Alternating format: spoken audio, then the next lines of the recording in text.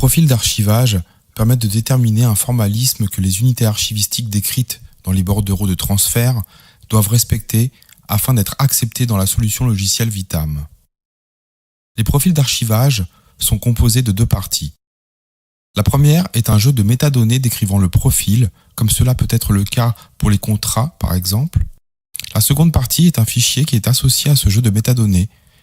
Il permet de décrire et de contrôler le formalisme attendu des unités archivistiques.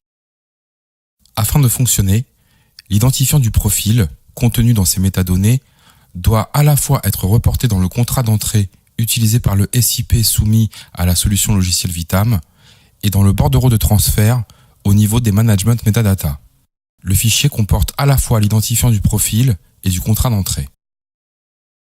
Le fichier de métadonnées à importer précise le format du fichier attendu.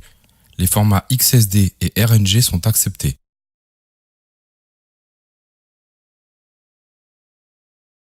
Nous voyons ici l'identifiant d'un profil d'archivage que nous souhaitons utiliser.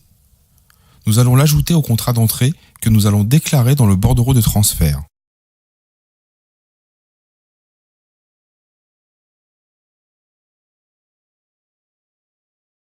Ouvrons à présent le SIP.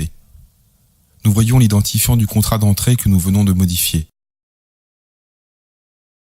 Au niveau des management metadata, nous précisons de nouveau l'identifiant du profil d'archivage. L'import du SIP peut ainsi être effectué. Le formalisme des unités archivistiques devra correspondre à la description faite dans le profil d'archivage pour pouvoir être pris en charge dans la solution logicielle Vitam.